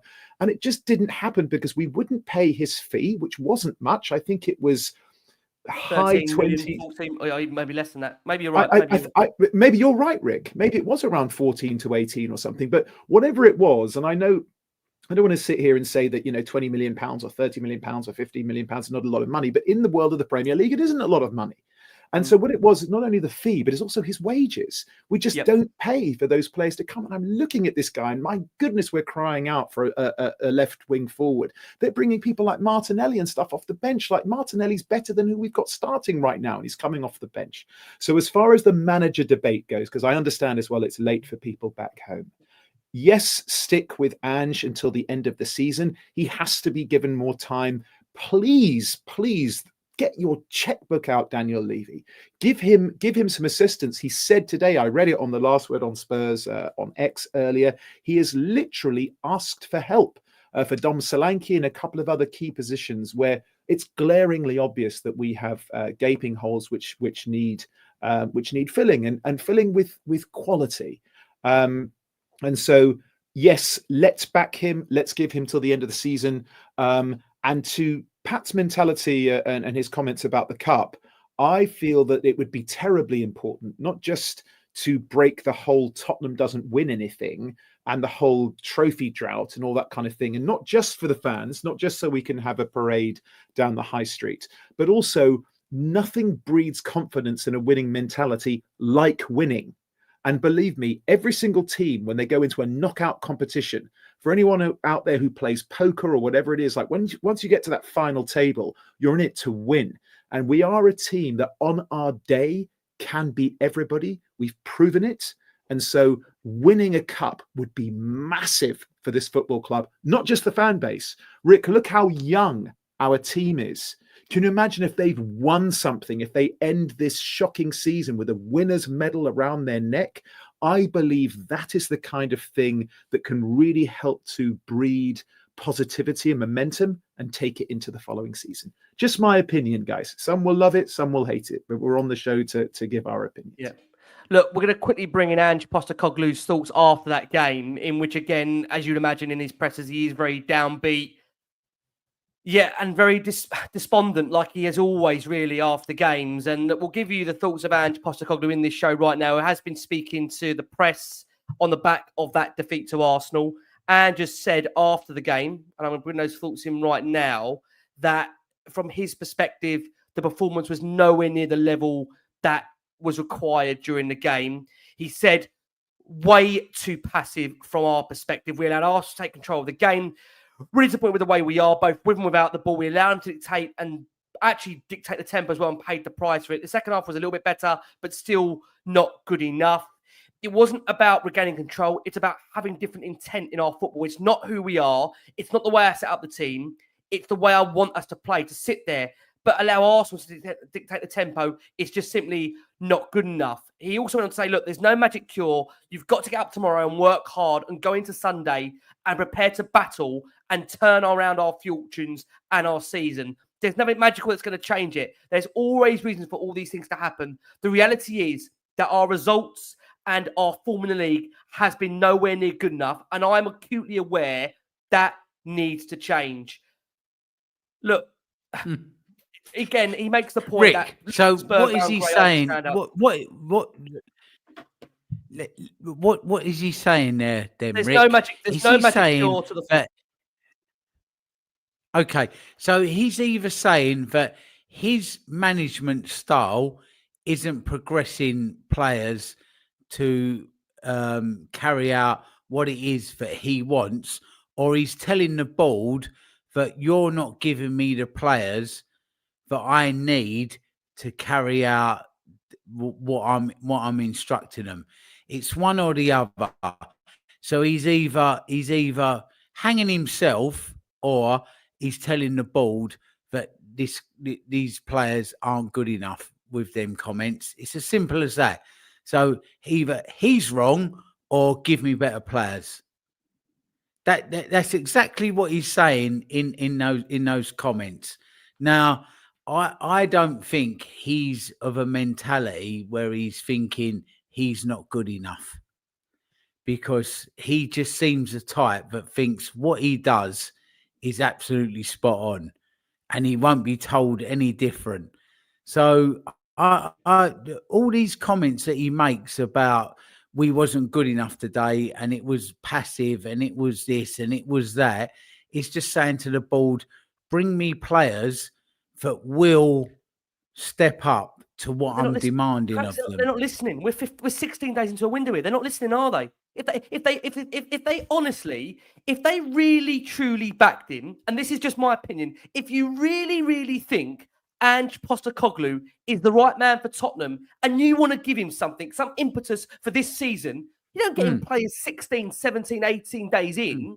You know, they brought Kinski in. They had to bring that forward. Fraser Forster was not meant to be playing this season. The reason Fraser Forster's had to play this season is because Vicario went down and didn't bring the goalkeeper they should have brought in last summer, and we're behind like we usually are, chasing our tail like we've been the last 4, 5, 6 years. The reality is that where we are right now is an indictment of, number one, not giving the players that he needed in the summer, and number two, not getting the most out of the squad, which I think he could have done and should have done when the players were actually fit. There was, again, we talk about this point, a lack of rotation at the beginning of the season. There's been points where, again, I think there's been a mismanagement on certain players. But this screams out to me, I don't know if you agree, Cracks, I think we got Pedro Porro on the final days of the January transfer window under Conte, where I think at the time we could tell Conte this was boiling. This was getting to a point where we could all tell Conte didn't really want to be here. He wasn't going to finish the season. And we brought in Pedro Porro on the final couple of days before the January transfer window came to an end. And I'm looking at this situation. We're 16th of January. We brought in an alternative goalkeeper that we needed last summer. He's not had another forward. He's not had another midfielder. He's not had a defender, given our injury crisis right now. I'm looking at it thinking, well, what do they want? What did the board want? What does Ange want? You know, he's made it so clear in the last 3, 4, 5, 6 press conferences. I need players. I need players. We're already past the midway point of the window. What are we doing? What are we doing? Well, Harry never got them. Glenn Hoddle never got them. Ramos never got them. Potts Conte never got them. Mourinho didn't get Conte didn't get them. Mourinho didn't get them. Need we carry on? You're not getting them. No. You're not getting the players that you want and need. Now, some of that might be managers doing a little bit of arse covering for their own shortcomings. But if you get to manager, how many managers under ENIC? Well, is it now? It's definitely, I think it's 15, 16 in the last however many years. 15, 16. 15. And all of them have been fouled from a British arm round the shoulder type of manager to a continental arm around the shoulder manager, and then a continental kick up the arse manager to a continental arm around the shoulder manager. We've tried everyone and everything. But we don't. But the thing is, we say we've tried everything. Worked. But Cracks, we also don't give them the tools to allow them to do the jobs. I mean, again, I don't want to keep talking about the past. No. We have to move on. But the reality is, you bring in Jose Mourinho and Antonio Conte. Antonio Conte wants Bastone. We give him Clement Longley. Jose Mourinho wants Milan Skriniar. We give him Joe Rodon. It is the same cycle under every single manager, every single person that's come into this football club. And how much are people paying for their tickets? And you're paying the highest price, in Europe, in London? Yeah. Okay. It's just the fans. So, it's fans I feel sorry for. And this is why, again, I'm so angry. I'm so angry. Go to the Ivy tomorrow night, or one of London's top restaurants, La Gavroche or whoever it is, with their Michelin tires, as somebody I know calls it, instead of Michelin stars. Go there and then go and give them like £300 for the tasting menu. And when they bring you beans on toast, you're going to moan about it, aren't you? You've not gone in there for beans on toast. So that's the problem. We're all paying Michelin star prices at the restaurant, but being given beans on toast and being told it's like, like it's great. It's nonsense, Rick. It's bollocks. It's absolute. It's just bollocks. Look, you'd moan, wouldn't you? If it was a restaurant, you'd go, what, ham, egg and chips. I've just given you 300 quid for the tasting menu. I don't want ham, egg and chips. I want you to bring me something up that's still winking at me, and it's got like some sort of unicorn's horn reductions like poured all over it. It's that's the way it is. But this is Enoch. That's Enoch. But again, I'll make this very, very clear. And again, I will make this very, very clear. And I've said this throughout the last however many shows. As much as there's people that are angry right now of Ange Postecoglou and where Spurs' form is in terms of domestically, this is not all Ange Postecoglou's fault. It's not. And again, we've made that very, very clear about where we are under the ball structure. Look, we are going to squeeze in our next break of the show for our listeners and audio. Can I just apologise? I need to apologise. Look, many will see I'm frustrated, I'm angry, and I'll be honest with you guys, more than anything, I just think I'm tired. I'm tired, not tired of the show, but I'm tired of going through the same cycle, the same pattern, the same relative feeling that we have every 18 months, 19 months, where I'm searching for a light, I'm searching for hope. And what keeps me going is, I'll be honest with you, is you amazing Tottenham fans that you, bless you, stop me in the street and stop me wherever I am and say how much you love the show and you enjoy the show. And I'll be honest with you, as many know, I think doing this show, and what I mean by this show is the North London Derby show, is I think the hardest to try and do as a fan when you are emotively so connected to the club the way we all are. To try and come on here and have to rationalise and articulate and try and put into words as to what we are seeing right now with Tottenham is very, very hard. Look, we've got over nearly 8,000 of you that are watching the show live. Thank you so much for all your incredible support for the show. I'm joined by Compère Richard Cracknell. I'm joined by the wonderful Patty Tyrant, and I'm joined by actor TJ Ramini back on our screens. We're going to turn our attention to the game. If there's any breaking news, you'll hear it here first. Will Tottenham sign another player? I doubt it whilst we're on this bloody show. Look, let's take you through the stats and facts from that game. It feels like a long time ago. It finished Arsenal 2, Tottenham 1. 14 shots for Arsenal, Tottenham's 10.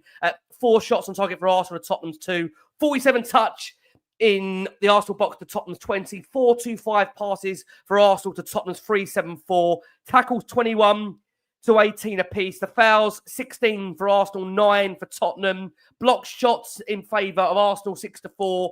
Arsenal edging the possession, 53% to 47%. And in terms of the XG, 1.64 to 0.94.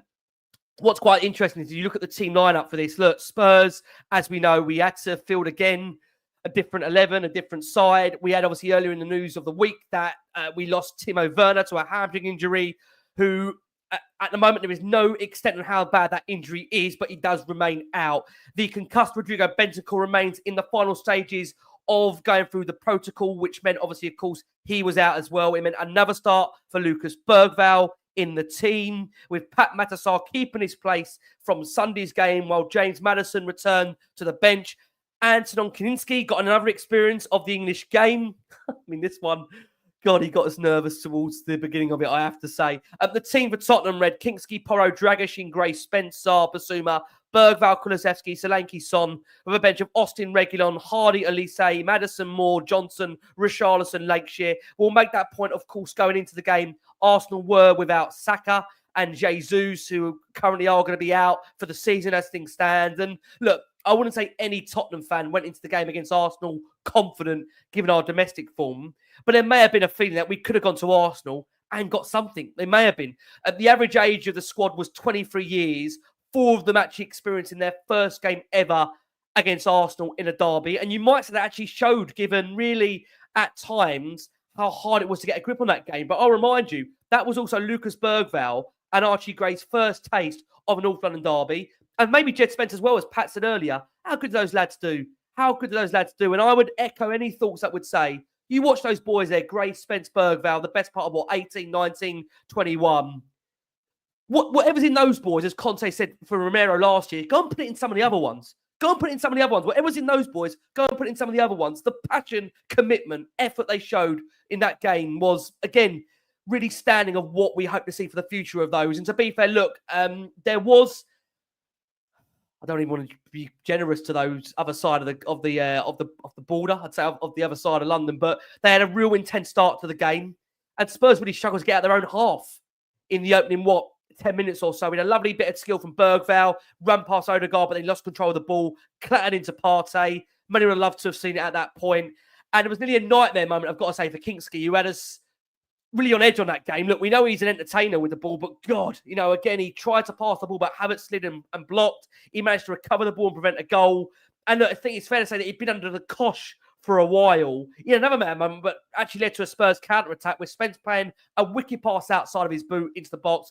Gabriel cleared it for a corner just before Solanke could score. And to be fair, Spurs were starting to grow in the game. We had that big chance for Spurs as Spence ran down the left, hit that lovely low cross across the box, as I touched upon. And Solanke really a foot away from finishing it, but a great tackle from Gabriel stopped it from happening. And then Raya saved from Kulusevski's corner. But Pat, let's be honest, against the run of play, Tottenham taking a lead and Sonny scoring. We've touched upon the fact of Sonny in that game, really, you'd argue, nowhere near the level for Tottenham. But a corner was headed out to him. He side-footed it via a deflection that saw Spurs take the lead.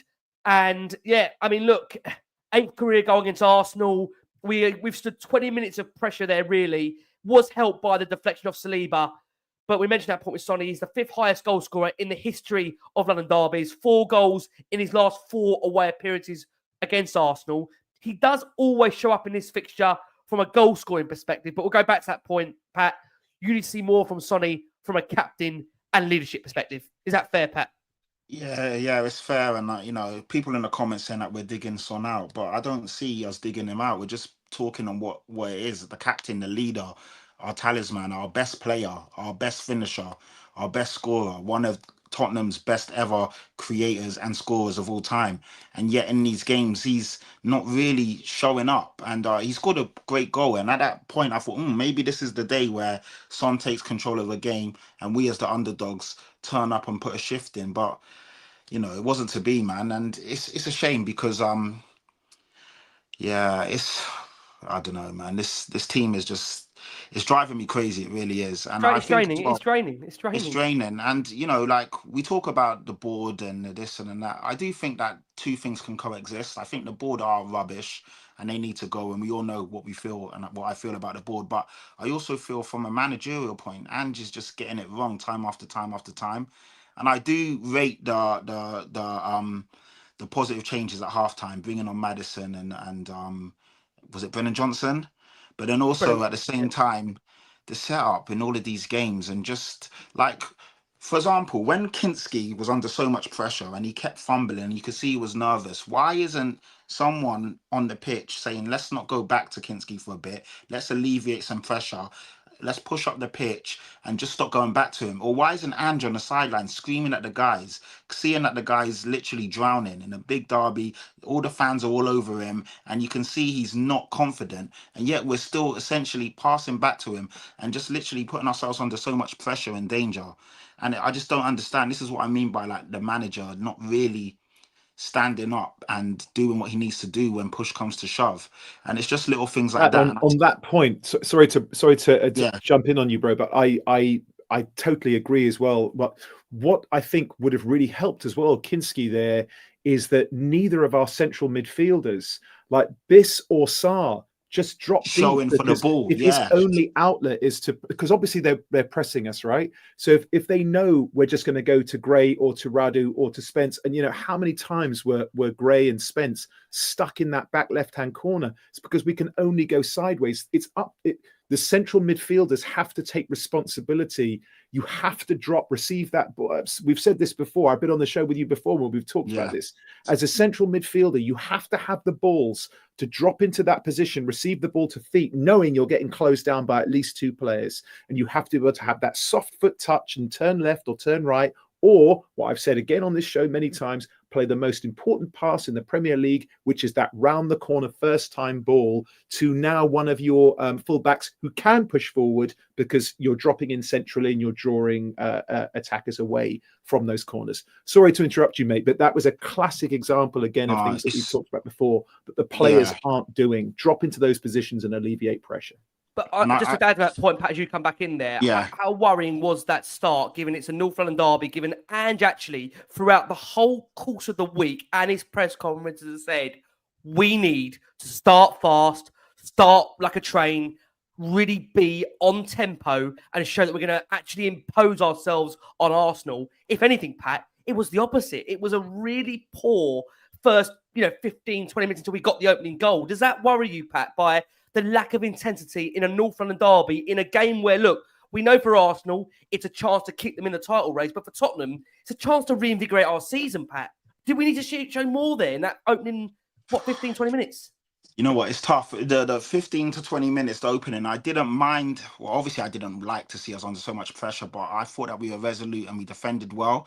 And I thought with, obviously, two young 18-year-olds making their North London debut and a brand new goalkeeper, Jed Spence playing out of position, I thought we handled it quite well. And I also thought as well, if they don't score in that moment, then we're more than likely to see the game out and ride through that wave, that storm, and come out the other side. And we kind of did, but then we gave them 2 goals just before half-time and threw that away. So I didn't mind to see that. At moments, you are going to get tested against a very good Arsenal team away from home. It was always going to come at some point. Obviously, I'd like to see us get push up. We were camped in our own half, and they were playing well. But for me, I was impressed that we didn't concede, we didn't buckle under the pressure. But then the goal that we gave away is in the second goal. That was just criminal what Basuma did, leaving the ball in the middle of the pitch, getting tackled. Obviously, Dragusin not tracking his man or getting close to his man, and then Kinski, that soft hand to push the ball into the net. It was just 3 big individual errors. And to be fair, I do get onto Ange. Ange can't alleviate for those individual errors, 3 big errors like that. But it's always the same story now with this team. And in a way, if you come out of a North London derby unscathed, or I say get something out of it, that would really help and push the guys on. But when we keep losing games and losing games and losing games, and Everton away is going to be so tough now because we just can't win any games. And obviously we've got more pressure on us, more pressure on Ange, and they're a team fighting for their lives. And at the moment, does this team have that fight and that desire to come out the other side? I don't know. I don't see it. So every game just gets tougher and tougher now. It is tough. I mean, look, again, Sonny, to have his stat out there, out of all the current Premier League players, only Salah and Vardy have scored more goals against the Big Six than Heung-Min Son. And I think, just to be clear, the reason why there may be some frustration around Sonny is because we know he can be and has been so much better than what we are seeing right now. And the thing is, I'll be honest with you, in that game, there is so many players that you could dig out in terms of their application, effort and desire. Dejan Kulusevski has been, no doubt, one of Tottenham's most consistent players this season. I don't think Decky had a great game. Solanke, who has carried this team from a perspective of being able to play that press that we need, I didn't think he had a great game as well, Solanke. I look at the young players of Gray, Bergvall and Spence that are emerging as Tottenham's future, and those 3 boys. And I look at them and think, look, if that's what we can get more of, then we're going to be okay in the future. But they're going to need players around them from a senior perspective that are going to guide them and lead the way. And it sounds mad me saying this, that I have to question when I'm saying this, I'm actually right. I keep thinking Gray and Bergvall are going to be better for this. I don't think I'll be better for it as a supporter, but I think they'll be better for it as a players. But I think as a supporter, right, it's killing us. I mean, it's absolutely killing us. But as players, they'll be better for it. But I mean, I tell you what, it's tough. It's tough. I mean, look, again, Sonny putting Spurs ahead, and shortly afterwards, look, I mean, Saar booked shortly for kicking the ball away. Again, it's such needless things to do. It's silly things to do. £20,000 fine. That should be. Why do it? Why do it? That should be a £20,000 fine. Everybody knows that rule. If you kick the ball away, £20,000 fine. That should be across the board. The manager should say that first thing Monday morning. Listen, the game was what it was. We got work to do. If anyone kicks the ball away after a free kick is given, £20,000 fine straight away. You know what, TJ? Well, let's come on to the equaliser. Again, not pretty viewing. And Not by the pretty way, viewing. TJ's spot on there with that. That's such a nonsense, needless fine. But you have to. It would eradicate it but- overnight, wouldn't it, Crackers? Well, As soon as the I first don't guy did know. it, and you go, I told you guys, and you have to watch him write the check. £20,000, boom, and we give it to a charity. We give it to a local charity. Yeah. But that kind of tells you what's going on, the mentality of the club and what they're being fed.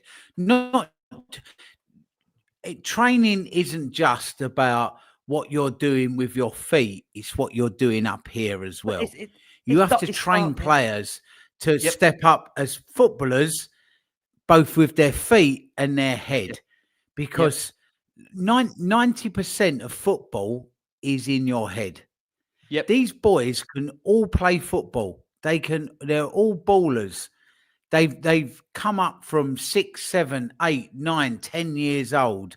They can all play football.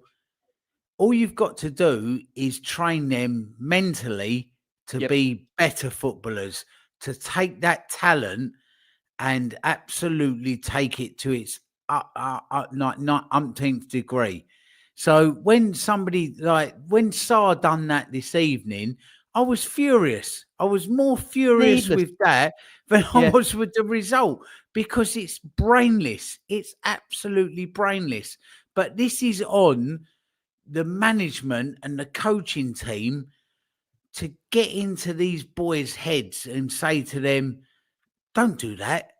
That's like when that ball comes to you, I know you want to kick that away, but you've got to have that mentality to just go, no, let it go, let it go. You've just got to pull back from that moment. And that's the difference. It's those tiny, tiny, tiny little differences that just that wins you games or loses your games, gets you bookings or doesn't get you bookings. And it makes me laugh on that, Cracks. How often have we said in the show, me and you, Andy's not willing to deploy any sense of the dark arts. Yeah, we got that crap going on with a player kicking away a ball. You just can't make it up. We've got no interest in deploying, slowing the game down, using the dark arts. But yet we've got players doing that are playing for us, and we're allowing that to happen. I just think it's scandalous. Look, let's discuss the equaliser. We'll come to Cracks for the following go after that. Again, the equaliser. Look, we obviously Anders made it very clear, and he actually said it in his recent presser. He thinks Tottenham have improved from set pieces this season, and that he doesn't think there should be a massive emphasis on it still being a problem for Tottenham. Now, obviously, the build-up to the goal itself and the way the equaliser come, just to be very, very clear, we have to address the fact that, number one, shouldn't have been a corner. It clearly comes off a Trossard last. So, look, let's get that out of the way very, very quickly. When Arsenal fans tell you they've got an agenda from referees against them, that they're not getting their decisions, just remember that that decision there has gone in favour of them, which has helped them go on to win a North London derby against Tottenham. Just to make that very, very clear. But look, after that, you have to then go on and defend the goal. And Tottenham, unfortunately, just don't do that well enough. You know, from the corner itself, Dragoshin beats Gabriel to the corner, but heads it against Solanke into the Spurs net. And it's 1-1. And again, you look at our defending, just simply from set pieces. It's been a worry, I've got to say, TJ, a lot of the season when it comes to set pieces. TJ, how concerned are you by the nature of the way we still can see goals off set pieces? And do you agree with Ange that you've seen an improvement from set pieces this season? TJ might be changing that in the background. Cracks, let's go to you on that point. Cracks, do you see an improvement in Spurs from set pieces this season? Well, to go to that moment specifically, it wasn't a corner because he never got the last touch. But it's a bit like, right, okay, I've had a kick up the bollocks and I didn't quite deserve that and I've gone cross-eyed, but can I get myself uncross-eyed and start breathing normally? So it just felt a little bit like everybody was still saying to themselves, that's not a corner, that's not a corner. But it's been given. You just got to clear your head of that wrong decision and then defend that corner. It's as simple as that. We know how good they are at set pieces. It's a weird thing with Arsenal because a couple of seasons ago, they looked an unbelievable footballing side, and Arteta seems to have taken them and gone, no, we won't be doing that anymore. We're just going to become a set piece team.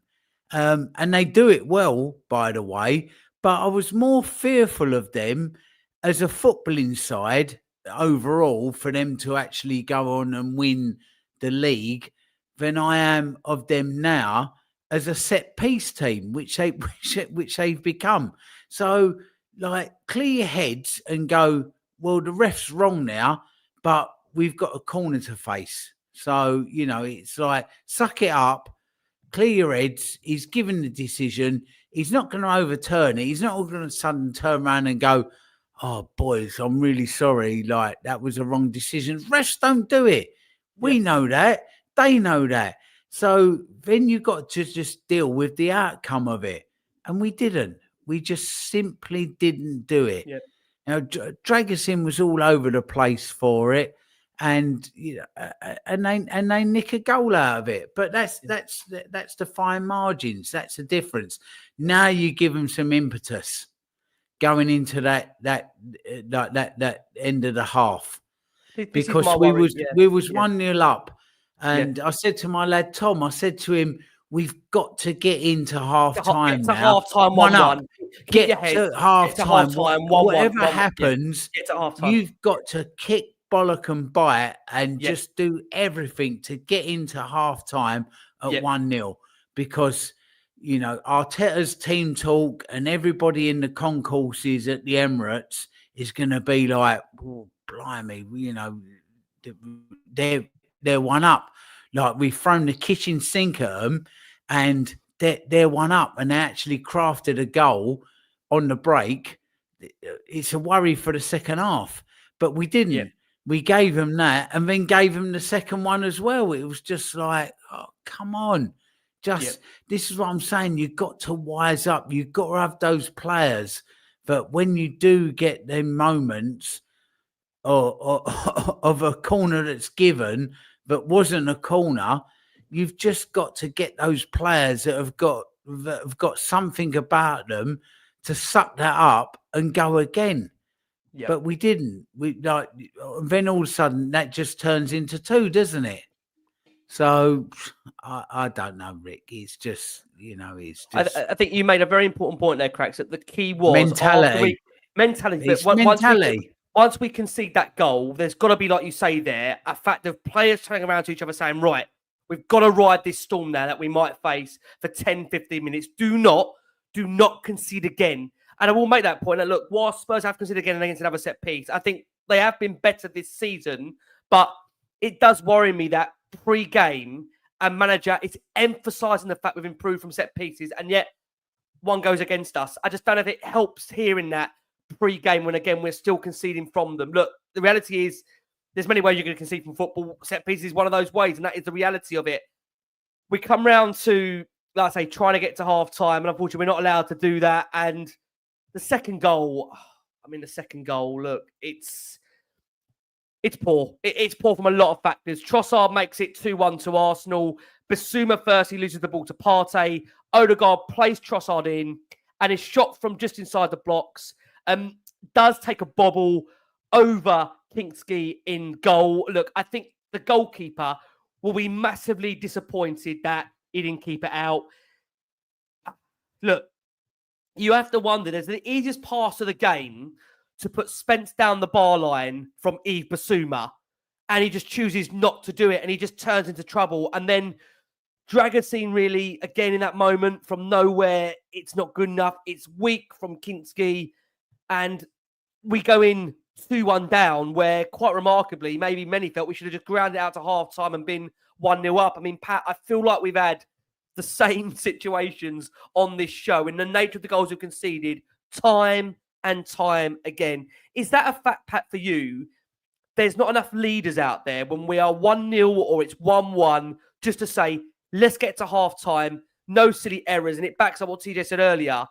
it's again what we've said over the last 4, 5, 6 years on here. Individual errors kill us, Pat. They kill us. Yeah, in the individual errors, the system, the way we set up, the way we're not managed, there's so many things. And obviously the players just not having the application and the attitude and the desire to just see that out. Like, yeah, it's criminal to get to 40 minutes or so, be 1-0 up, backs against the wall, scrappy, maybe didn't deserve it, but we had it, we should take it and go in 1-0 up and give them something to fight. We then have something to hold on to, and then we can ideally hit them on the counter. But we just play the same way. And this is where, for me, the tactics and Ange's naivety always creeps in, because you adapt the way you're setting up and playing to what's happened. We've got a 1-0 lead. They have to attack and come out at us, and then we could pick them off. But we don't. We play so open. It was like basketball in the middle of the pitch. They were going for it, we were going for it, they were going for it. Ultimately, they're going to come out on top because they do have better players. Yeah, I don't know. Basuma, he's a guy. I mean, there's only 4 or 5 players I've actually had printed on the back of my shirt, and he was one of them. I thought the world of him when he first came. Really wanted him to be a success. As we all did. I think he's got so much talent, but he's just not good enough, unfortunately. And I hate saying that because I do really like him. I like him as a player. I like him as an individual. I like the flair. I like the flamboyance. I like his character, his personality. But when push comes to shove, and in these moments, he just does stupid stuff, like the penalty against Chelsea for no reason. And today, like, just getting dispossessed in the middle of the park by Partey. And Partey looked like he couldn't move. We were running by him every single time. Burvell and Basuma actually had him on toast, and Sarr. But then, lo and behold, Partey picks his pocket, and obviously they go and score. And it's all the time, man. There's always silly mistakes in them. So unfortunately, he's got to be moved on. The thing is, like, we know this club needs major surgery, but the reality is it's not going to happen. So we've had so many rebuilds, though, Pat. How many more rebuilds is this club going to have? We're just in a pickle because the board isn't ambitious enough. We're on our 6th rebuild of how many years? I mean, how many more times could you keep rebuilding the rebuild? It's crazy. Lost count how many rebuilds we've had. It's crazy. For me, another project. Sorry. You know what? I know some of the players aren't good enough. I know some of them, leave a lot to be desired. Like, even for me, Brennan Johnson, flatters to deceive. Yes, his goal scoring numbers might be decent, but ultimately he's not good enough. He never takes his man on. He doesn't track back. He doesn't really bring much to the game if he's not scoring a goal.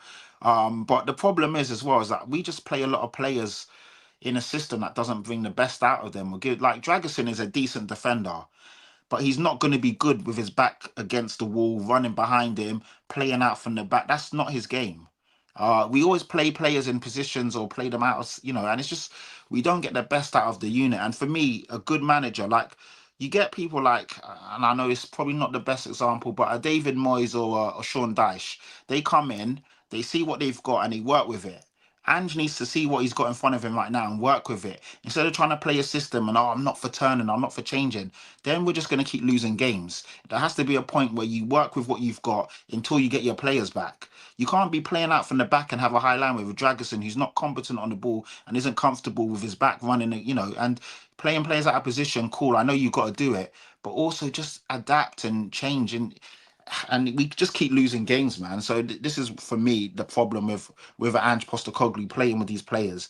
Brennan Johnson, who does nothing all game, but he continues and insists on starting him week after week after week. I know he didn't start today, but he still got 45 minutes. And again, he did fuck all, and it's just the same thing. If Timo Werner was fit, he probably would have started today. And it's just the same crap week in and week out. Yeah, I mean, look, halftime comes around and really rolled the dice. And whatever you say, Cracker's actually said about his selection. He did, you have to say, second half, go for it, coming over to TJ on this point. He decided to bring James Maddison on, Brennan Johnson on for Pat Sarr and Yves Bissouma. Worth noting that obviously Sarr was on a booking when he brought him off. And it's been a while since we saw Maddison and Kulusevski together in the middle. But Ange had fully gone for it at that point. He had a midfield three of Bergvall, Maddison and Kulusevski at the Emirates.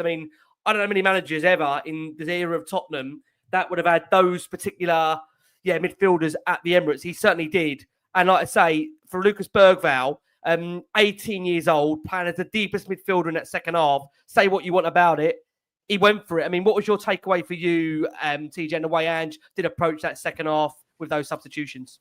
I was pleased that he made the substitutions early because, again, I've spoken about Bissouma many times, and Pat just waxed lyrical about him. He's a player that I really wanted to get behind. I think he's got so much ability. His decision making is just so consistently poor. And again, just at a time where we were saying off air just before we came onto the show that if this was a sport that had timeouts like American sports do, and believe me, I am not advocating for timeouts in football. There's already enough halting to the game as it is. But after we scored against the run of play, that would have been enormously frustrating for Arsenal. They've really had us under the cosh, and yet we've come away and scored. And so at that 40-minute mark, just take a moment when the ball goes out for a throw-in or whether it goes out for a goal kick or something, just take a moment and just say to guys, galvanize here. Let's dig in deep. Let's give them nothing soft. I often say this when I'm playing, make the percentage pass. Pat said again, you've got Spence just there. Spence, who's an absolute baller, and every time he receives the ball on the left, he at least beats one guy. I didn't see Spence ever when he picks up the ball and doesn't make it at least to the opposition penalty box, right? So just play the percentage pass, frustrate these guys, play in tight triangles, play tiki-taka football, just get to that half time. If we could got to half time when 1-0 up, Lego Man would have been pulling his hair out. And so just keep it tight, man. Just don't make silly decisions. And Bissouma does that far too consistently. And I've fallen out of love with the guy, man. So the substitutions, I think, were necessary. They also showed that at least Ange wanted to try to win the game. Now it's up to those attacking substitutions. If you are bringing on Maddison, and listen, man, I think it's fair to say, I don't know the guy, but I think Maddison has tickets on himself. Now, I don't particularly mind that in footballers, especially like attacking footballers. If you think you're the bee's knees or whatever it is, or you think you're the mutt's nuts or whichever analogy you want to apply, I don't really mind that. So if you aren't starting and you think you're one of the best players at Tottenham, well, now you've been given an opportunity. With 2-1 down in a North London derby at Arsenal, come on and boss that thing. Come on and just demand the ball every time. He was invisible, mate. Kulu didn't have a great game, but I do think the kid's knackered. So I'm going to kind of give him a bit of a pass today because I don't think he didn't try. He just seems a bit kind of off his game. But Maddison, who hasn't played that much, come in and make a difference. Same with Johnson. Again, to Pat's point, bro, get back and track, man. Like, Porro is charged with going forward every single time we get the ball. So it's up to you then to go back. Yeah. Every single time that we're not on the ball. Like, come on, man. Where's your application, bro? And again, Porro is exhausted. He just is. And Doggy the same. Doggy the same. I think we have to dig in. It's a team sport, right? Just one of the reasons why I love this game. Porro, Dragoshin, Porro and a Doggy have played the most amount of minutes of any players bar Vicario before he was injured because of how much they've been used on this point. Yeah, so let's dig in and be together. Let's be a unit. Let's show, let's show that if you look at the man on your right and your left and go, you can trust me today, boys. And I hope that you can look at me and say the same thing. That kind of thing. These are young men with impressionable minds. So if somebody can say something to them that does feel like a bit of a pearl of wisdom or does give them something that they can believe in, it really makes the difference. Enormously frustrating to lose that game against an Arsenal team who I don't think were particularly up to it today. But Declan Rice said it was the North London derby and we were all up for it. And sometimes that's all it takes. Very frustrating loss. I do have some positives that we'll end the show with, but we'll end the show with those. Thank you for that, TJ. We're going to bring those in very, very shortly. Look, we made that point, that second half really here and there chances. Solanke's shot was actually blocked by Son. You probably think Simon Hooper, the referee, probably thought it was a corner, given the way he's been managing that first half performance, I've got to say. Again, I've got to say, I do need to say the likes of Archie Gray, so much praise. And to Bergvall as well. These are young kids. Their first time in Derby at 18 years old. I just seriously hope that, whatever's in them, I said it earlier, put it in some of the other players. I just feel like we need to be seeing more ahead of what we've got to come. In a second, we're going to just come on to this point. Everton to come, and you see Richarlison on for Son. It's his first appearance in nearly 10 weeks. There's a fantastic pass from Richarlison, who actually really spent in the box. He went under pressure from Saliba. But if I'm going to be honest with you, chances were really few and far between that second half. There wasn't really a belief that Tottenham we're going to get something there. So the game really peters out. And, you know, we go to that point where we are now, just to be very, very clear, where Spurs do end the midweek of the Premier League in where we are right now, which I know Pat can't bear looking at the table. Pat, I'm so sorry to bring it up again. Cover your eyes. Spurs are 13th in the league table. They are 8 points off the relegation zone. They are 14 points off the current top 4. And next for Tottenham is a trip to Goodison Park to play David Moyes' Everton side, where they've just come off the back of a defeat to Aston Villa. And they are in absolute desperate need of results where I know people are saying that Spurs are sleepwalking their way into a relegation battle. I mean, Everton are in a relegation battle, just to be very, very clear. Pat, you are back with us for that one. Don't quit on us just yet. I don't blame you. It's tempting. If I've got a beer, you've got a beer, Pat. We've got to go through it together. Cracker's got a night off. The lucky boss. Yeah. We've got panelists that are celebrating having nights off last one on Spurs. What's it doing to them? It's like putting you in the dentist chairs for an hour and 40, isn't it? You're not got to watch it. You got to come and talk about it for another hour. My oldest lad's just dropped about 300 quid on getting up there and staying overnight because he can't get back. I'm beginning to think you're just becoming a real punishing father. What kind of father are you, Crackers? What are you doing to the kids? I don't want to even come into my podcast room and talk about them on Sunday night, and you're dropping 300 quid and going from one end of the country to the other to watch it. It's like, what does this club do to people? Honestly, it's Sorry, Pat. Go on, carry on. On that point, again, the away end will be sold out. There'll be all the fans there because that's what us Tottenham fans are. We believe in the football club. Pat, let's come to you. I can't ask you, how big is the next game of our season? Can Pat, based on what you've seen tonight, and you've said it as well, cups or bust now for you? Europa League, we've got 2 massive games to come in now. We've got the FA Cup away to Aston Villa. We've got a second leg against Liverpool where we're going in that game 1-up. Let's ask the ultimate question. From what you've seen right now domestically, do you think Tottenham can win a cup to salvage what has been a basket case of a league season, Patty? Can they do that? Would that salvage the season for you if they did that? Yeah, I mean, the irony is if we were to win a trophy this year, imagine if we won 2, that'd probably be the best season I've seen because we actually finished with silverware.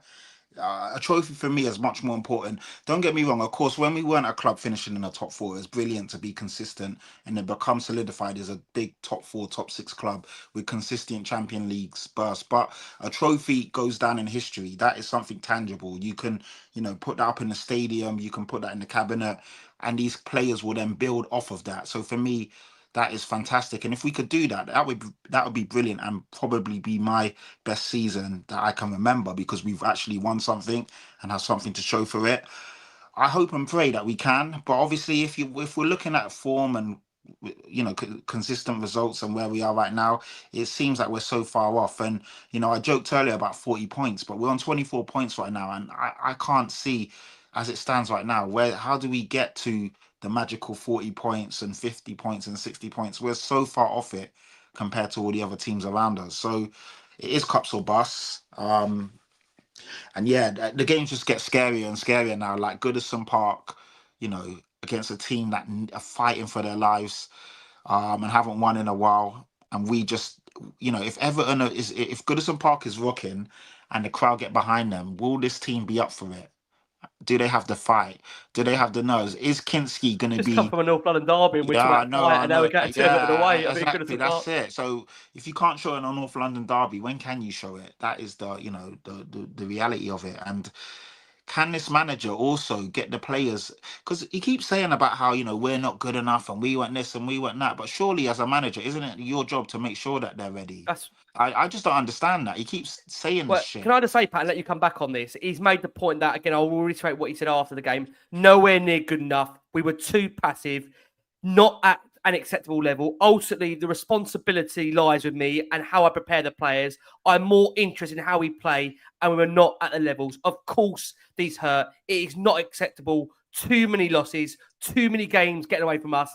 It needs to stop. There is no other way of looking at it. If you give up now, there's no point. Right now, we have a big game against Everton this weekend.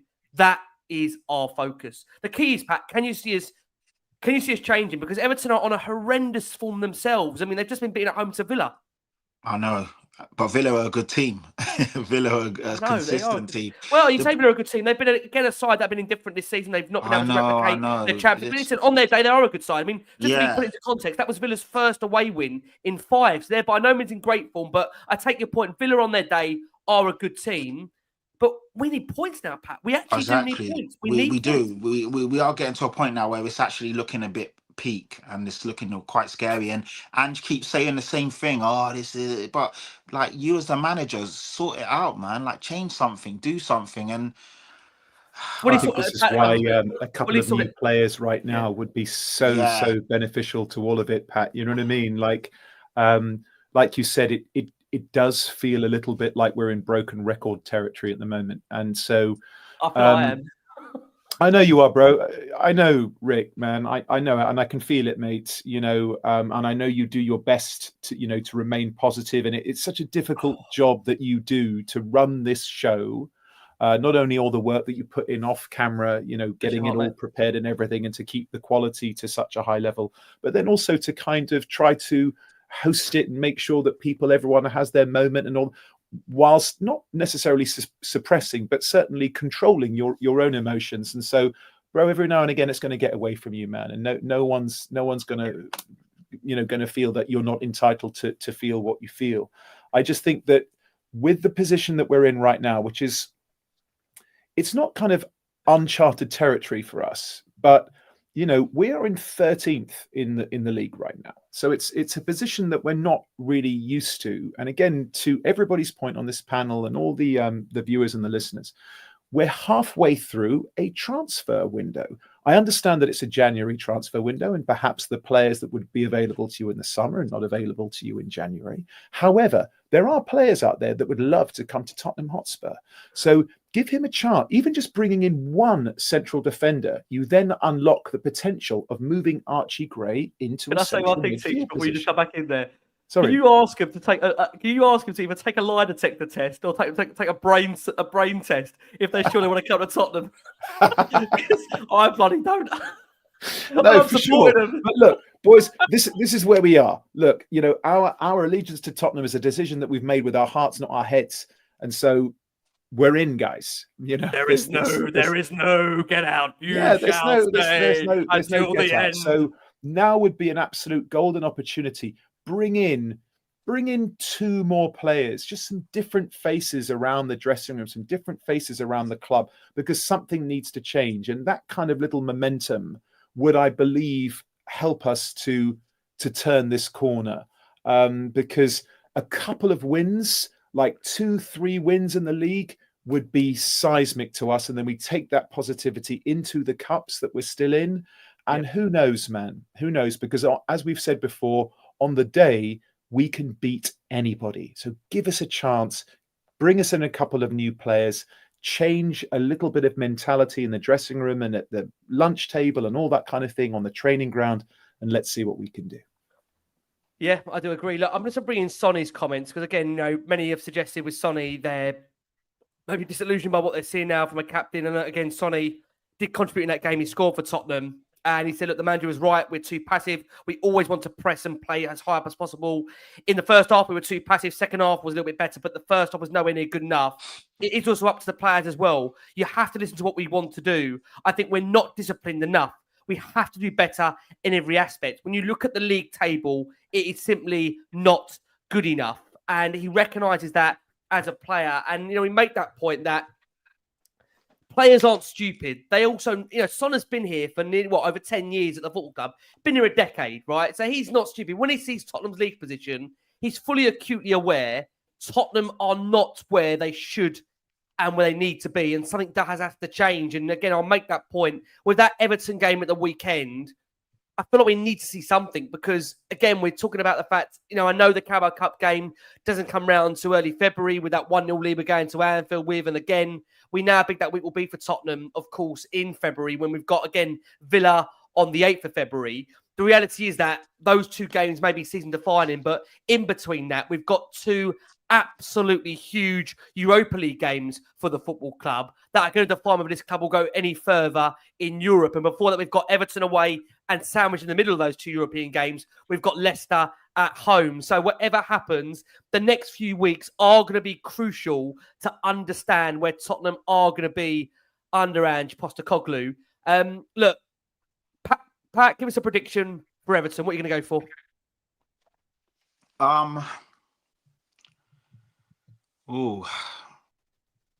A nervy 2-1 to Spurs.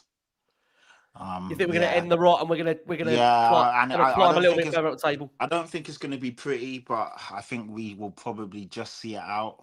I hope we see it out. We always score a goal or two typically.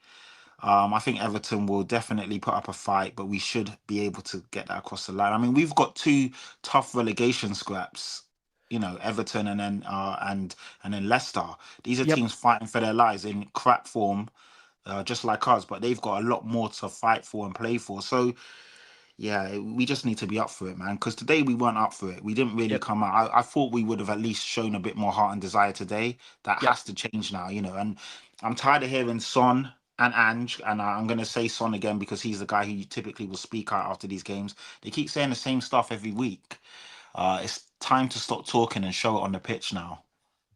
Yep, I agree. We've got to see more from players. We've got to see more from everybody. Tej, we're going to go for Everton away, Goodison Park. David Moyes' second game back as the manager. They've lost that first one, of course, Aston Villa under his tenureship so far. What can you see on Sunday for Tottenham? Can you see us trying to reverse this form? Can you see a change in terms of the way Spurs will go about their Premier League form? Oh, we just need to bring Tej off mute. Tej, just get you off mute. Sorry.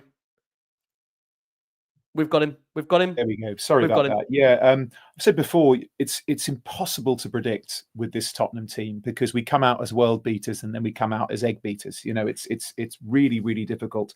However, I do think we'll have too much for Everton. I know that it's a really difficult place to go, but there are no easy places to go in the Premier League. I actually think we'll win 2-0. I think we'll beat them 2-0. That's my prediction. I think we'll keep a clean sheet. I think Kinski's had a bit of a bobble, pun sort of intended today, but I think that he's a really good, really talented goalkeeper, and I just don't see them scoring goals. So I think we'll win 2-0. Tej, thank you so much. Patty, thank you so much. Like I say, it's been, I've got to say, look, on shows like this, you will get raw emotion and raw passion. And we've lost Richard Cracknell. That's what it's done to him. Cracks will send his love. We've lost Cracks. But I want to say a massive thank you to the watching audience. Over 8,000 of you that have watched us live. And just to update you, so I do tell you the latest on Richard Cracknell. He's just had a massive power outage on the island. Got 4G, but no power for anything else. I'm reading that fresh off the Crackers press, off the WhatsApp. We've lost Crackers, but hopefully not forever. This podcast is testing, but I want to say a massive thank you to this wonderful watching audience. Over 8,000 of you have tuned in, watched the show live. Look, guys, I want to always try and bring you positive optimism and hope that things are going to get better. Maybe it'll get a bit worse before it gets better, but we will be with you every step of the way here on Last Word on Spurs. I want to say, Patty, thank you so much. We'll see you for more therapy on Sunday. Pat, go have a lay down, recover.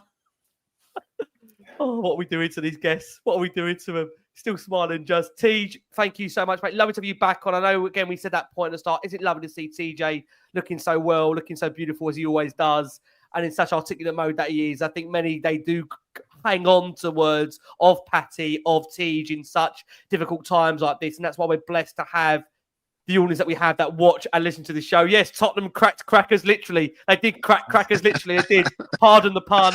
Look, man, we love you all very much out there. Testing times, but keep on fighting. Look, yeah, we're guys, all Spurs. We're still in the cups. We're still in the cups. And the positives that we made tonight, when we talked about Gray and we talked about Bergvall and we talked about Spence, these are all young men, right? These are all young men in key positions. And so that is something that we can take away, that we can feel good about. I know it was a tough loss. I know it's really difficult at the moment. But again, let's take solace in that. Here are two 18-year-olds who are playing out of their skin, playing for the badge. It really means something to them. And may Jed Spence, Jed Spence is looking like, shades of Trent. I mean, he's looking like a real talent. So it's not all doom and gloom, Tottenham family.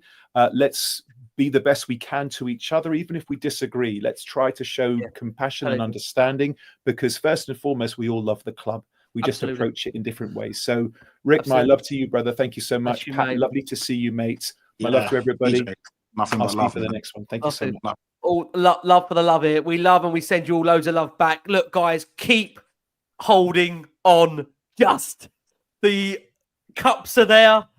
I'm not sure how I keep sounding like that show, but the cups are there for Tottenham. The league form will leave it for another day. Look, from the wonderful actor TJ Marini, from the brilliant Patty Tyrant, from the superb Richard Cracknell, who tells me candles are on the way in the Crackers house as they try and find some form of electricity. Yes, Crackers cracked Tottenham. They're cracking us all, but we'll keep on going. Look, from us all here, please keep safe, keep well. And as always, come on, you Spurs, please.